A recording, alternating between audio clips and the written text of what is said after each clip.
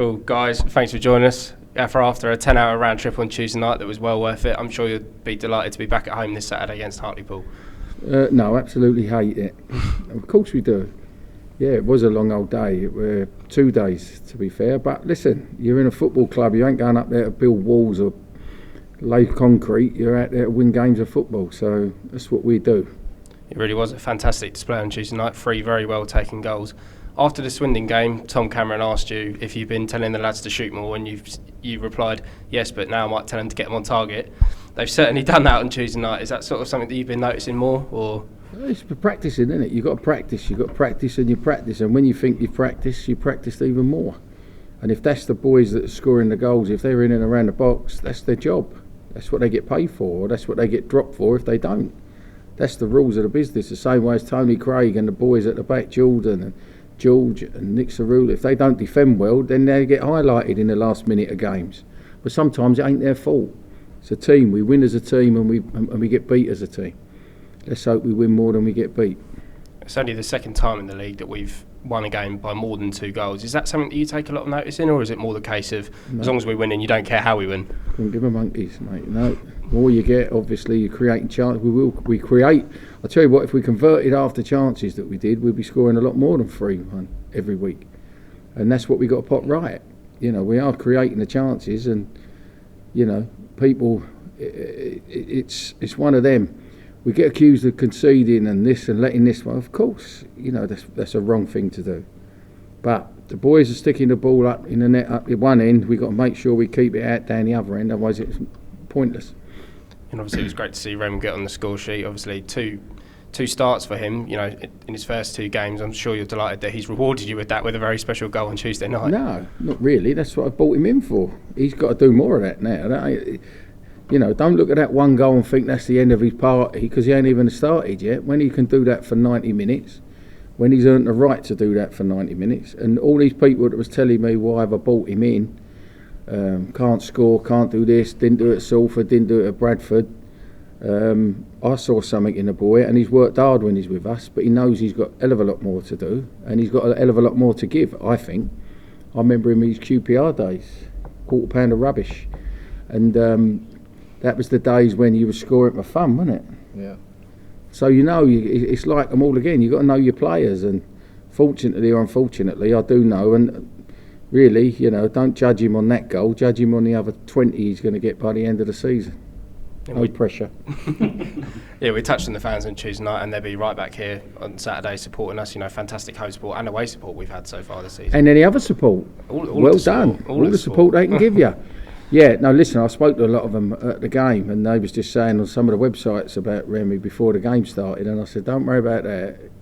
He'll surprise a lot of you, because I know, because I've seen him work hard, and I've seen him, for once, I've looked at him in the Bradford, and when he was at Salford, and he didn't have that little smile on his face, but he's got a smile on his face now, hasn't you? I do. See? And that's what it's all about, mate. Get him enjoying it. And when he's with the squad of players that we've got, you'd like to think that, you know, it is a good squad up there. There's no big times, there's no nothing. So, you know, you fit in, you work hard, do all the things that we asked of you, and you get picked. He's now got to get his fitness and get his sharpness, and, well, you know, I know that he could be anything he wants to be honest. Yeah, Rem, it's the first time we've spoken to you since you signed for the club. How have you been enjoying it so far? No, I have. It's been great. I mean, from the first day that I came here, you know, the gaffer and brothers and all the staff members were, you know, really warm, took me in, and the players as well. I feel like the gaffer said, he saw me, you know, at Salford or Bradford, and this is the first time I really felt, you know, wanted and felt that love from the get-go. So it's been nice, yeah, it's been nice. It must have been a great feeling to get your first goal for the club on Tuesday night. A pretty special effort it was as well in front of those travelling away fans. Yeah, I feel like, you know, as a striker, you know, you're judged on goals. You know yourself, that's your job to do. So to get that one early on in my Crawley, you know, story chapter, it felt good. It felt good, and you know, to win as well, which is the most important thing. That just topped it off, yeah. Yeah, obviously you would have played with a lot of strikers, you know, in your career, but how's it been, you know, with Tom Nichols? You look to be finding a really good partnership there up front. Yeah, no, it's good. No, it's good with Nico. He's a bit older than me, so I just try and take certain things from his game. Like when came off and I was watching the game, the way he's not the biggest. He's quite like me, to be fair, but just watching the way how he gets around the defenders and tries to hold it up. I just took that from his game and try to add it into mine. But no, he's been great on the pitch. Talks to me. Try to link up. We share their workload, so it's been good. Obviously, the gaffer had some very kind words about you there. How has it been working under him so far? Like I said, from the first day I came, the gaffer's he's been superb, really. To be fair, it's true. No, he's been superb. But just when you're in a job, you feel like you want to be wanted, and from day dot, the gaffer's done that with me. So I was pleased to reward him in a certain extent with the goal and performance. So yeah, just hopefully continue doing that. And of course, I rewarded him because we took him off so he could sit there and drool in it. I'll stick with you, Remy. One thing I've noticed when I've spoken to the various players this season, the spirit in the squad is great. Have you found that straight away? And did you have to do any kind of initiation when you first entered that dressing room? Yeah. It was actually on Monday night at dinner, so I had to do a little song. But what song did you do? Just a slow Never jam. heard of it. Slow jam. Slow jam. But no, the boys have been class. I mean, I came in knowing a few boys, so that will always helps you to settle in. But everybody's been top class. Yeah.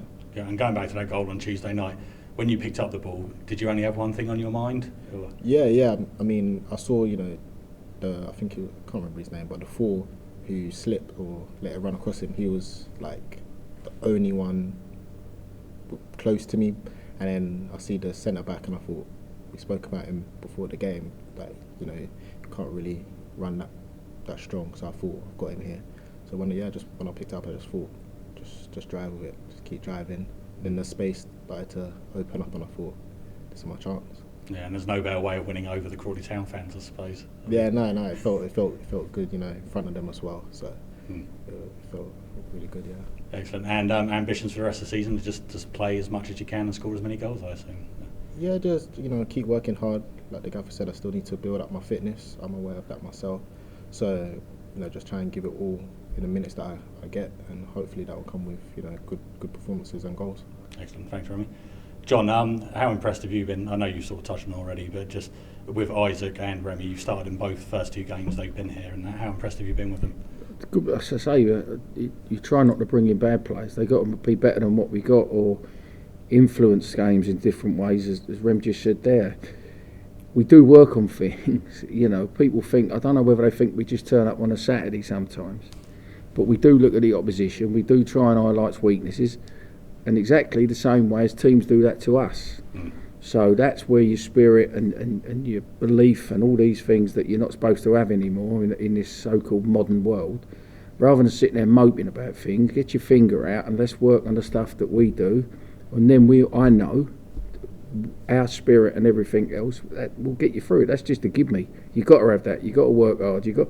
And then you expect the players like Rem and Tom and I would say 7 or 8 of ours could change a game for you because they're good players. So that's what you need, and you need everybody on the same wavelength. But trust me, we do work hard on things, and I think Rem will tell you that. It's relentless, but at the same token, that's what it's about. That's the way we play. We've got to be like that 100 miles an hour all game. Yeah, and you touched on Tom Nichols there. Last 2 games, he's been outstanding. When he's in this kind of form, is he one of the best players in the league, in your opinion, do you think? He was one of the best players in the last 2 leagues when I brought him in here. And once again, because I've known Tom a long time and going back going over old ground, people was then telling me, well, he never done it at Bristol, never done it here, never done it there, Cheltenham, this one, that, didn't want him and all that. Listen, I back what I want to back, and 9 times out of 10, I haven't been that too sad over the years. But just, the lads, I remember 2 boys that we signed on the same day. One of them went for £1 million, and the other one scored on Tuesday night. That was Nick Cerula and Max Watters. But I remember on the social sides, they was telling me I was getting absolute abused by people, didn't know what I was doing, didn't know this, didn't know that. So, listen, if you take the plaudits, you've also got to take it when they turn on you, or say they turn on you, people turn on you. But it's all about opinions, football. Yeah. You know, and we all have meetings now and again, don't we? And they all sit agree, and you agree that I'm right, didn't you? Sometimes. Brian Clough. Hartlepool on Saturday, they've got the worst away record in the league. I know, knowing you won't read into anything into that, will you, at all? Yeah, because I've probably got one of the worst home records. So if you read into theirs, you've got to read into ours. And it's crazy because when we first took over, we wasn't beat, I think, for 9 months or something at home, and we couldn't win a raffle away from home. So it's just something you got to do. As I say, you keep forgetting other teams set up to beat us, and if we're not on our jobs, then you will get beat. It's simple. We've all got to be singing down it, and that's one thing we stress to every player that comes in. And it is a compliment to the boys that are coming in, but we've had injuries, we've had the COVID. We're now getting a few slowly coming back, so there's competition around. And they've got to be better. They've got to be better than the ones they're replacing. It's no good being the same. Got to be better. And whether that's for 40 minutes or 50 minutes, let us decide when we feel they're ready to bring on and off. And you joked in your post-match the other night about we could play the next 19 games away from home. Have you thought about wearing the blue kit here on Saturday? Yeah, that's a very good idea. It's not bad coming from you, from the Crawley Observer there. But I don't think we're allowed. No, that's a shame. I don't know. Well, that's the same blue kit that I think the first game we won in the blue kit was this year. Yeah. So Marcus was telling me, because just to work with Marcus and that, because you talk about the travelling. We got back here at 4 o'clock, wasn't it, I think? Yeah. Ren was asleep all the way. He didn't know whether it was Christmas or Easter. He kept jumping up, shouting, yes! And then went back to sleep again. But no, Marcus was here. Credit to him, you know, all the unsung heroes. He's here at 5, 6 o'clock in the morning doing the kit and getting everything ready. And he's there again this morning at the training ground, you know. And they're the sort of things that people like that don't get appreciated enough at a football club like this. You know, there's one person, there's one job. Unlike what the media team do here, there's about 7 of them now, and you still get asked the same questions. But the Marcus and people like that, they make the club, they make it for the boys. You know, we try and do it as professional as you can, and that's what annoys me sometimes when you come here and things ain't done properly, because we're getting to the boys and the players and the fans see that. We try and do everything correct. As I say, talking to them Tuesday night. A lot of them was well pleased, so let's hope it continues. I think Weatherspoon's got a good hiding on Tuesday night after the game as well, I think. Yeah. So fair play to them. Excellent, thanks, John. Cool, Tim. Thanks. So one of the questions goes to the blue shirt. That was very good. Remy, John, hi. Remy, I'll start with you. It was a beautiful goal and probably a lovely moment for you on Tuesday. I just wondered a little bit about putting it in perspective. You know, the dream moved to Spurs, didn't quite work out there, QPR, then a few loans. How nice it is to try and, every time try and put roots down. It doesn't always work, does it? You know, it's trying to find somewhere you can call home, I guess. Could Crawley be that place, I guess? Yeah. I mean, you're spot on. You're spot on. I mean, like I said before, since I've come here, I felt that, homely environment, homely spirit, with the gaffer, brothers and all the staff members and the players. It just feels like a real tight-knit group, and everyone's in it for the same reasons. And you're just 23. I mean, who's picked you up over those years when things haven't quite worked out at places and you had to move on and start again? Who's been your support and rock in that sort of time? I just think it's family. For me personally, anyway. Family. You don't see them as much as you would like to, because you're travelling and you spend more time with the players that you play with. But family for me is very important and key. In the good times as well as the bad times, I think. Yeah, for me personally, just my parents have helped me a lot to get through certain situations. What do they think of Tuesday's goal? They was pleased. They was pleased as well. But nah, it's just I guess just got to keep on doing it. To be honest. Well, sometimes that's easier said than done. I mean, have you ever lost confidence in yourself, or is that the one thing you never do? It's just getting the opportunity. No, I never lose confidence within myself. I'm just, there's just sometimes it's hard to get going again, especially when you don't get that consistency. But it's always nice to be playing, and when you're playing, that's when you can really show what you're about. Which you did with the goal on Tuesday. You really sent a message to the fans, you know, what of the quality you have. Because there have been some doubters we're hearing on social media, John mentioned. We're in a job where there's always going to be critics, so you know you have to stay headstrong, and you know when you're confident and you know what you can do, what your ability is about, then you know that shouldn't be a problem. But critics come and go, so when you're doing well, everyone loves you. When you're not, that's when the critics start to come. And looking around at the squad you've got, I mean, how confident are you that this can really be a side that can achieve? I mean, it was a great performance on Tuesday. They often play very well, but don't always get the results. Yeah, no, the football that we play is quite, you know, for me personally, it's quite, you know, good, suits my game. Must be entertaining for the fans as well. But you know, we just need to keep working hard and keep concentrated, so that we see out games, and when we're on top, we punish. John mentioned he quite like 20 goals from you this season, or he wants 20 goals from you this season. But seriously, how do you feel? Do you like targets? Do you like being driven that way, or? Yeah. I set targets for myself. You know, I won't get into them, but I keep them, you know, quite close to my chest, and hopefully that the targets that I've set for myself, now that I'm here, I will reach them. And finally, to you from me on arriving at club. We've heard mentioned today about Max Watters. He arrived a year ago, similar age, 13 goals, bang, he's got himself £1 million move. Are you aware of things like that? Is that the sort of story that John brings you into a club with, entices you in? You know, it can happen at League Two clubs like Crawley, can't it? Those sort of stories, chance to start again. Yeah, no, for sure it can happen. You know, there's loads of other players that that's worked in their favour. But I mean, you know, you just got to keep working hard. You know where you want to end up, so as long as keep at it, then eventually, hopefully, you can get there. John, satisfying for you, I guess, to see his goal, not only in a win, but you knew the lad had quality. You said you'd watched his career for a long time. Yeah, that's what I say. You back your own judgment. It was like Max Watters. You know, you said he got 13 goals. I think you got 18.